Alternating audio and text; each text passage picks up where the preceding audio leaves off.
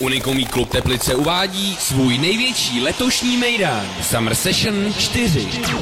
5. června, den zahájení lázeňské sezóny, vypukne na teplických stínadlech party až pro 2000 lidí. Summer Session 4. Summer Session 4.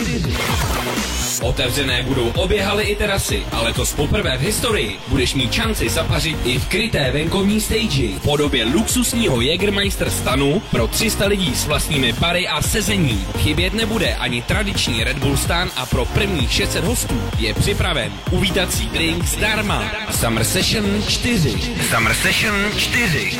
Na hale 1 Jägermeister Mega Party, špičková DJská dvojice, Friky a Flux, plazmové televize, posílený světelný park, Jägermeister Komando a další účinkující. V hale 2 zahraje DJ Bimbo české a oldies hitovky na přání. Summer Session 4.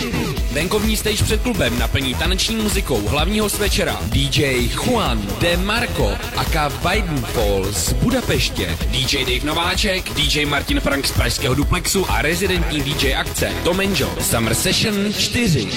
Takže nezapomeň, největší party od roku 2006 Summer Session tě zve na své 4. vydání v den zahájení lázeňské sezóny 5. června od 8 hodin večer. Summer Session 4. Kompletní informace najdeš také na Facebooku nebo na www.unikomíklub.cz.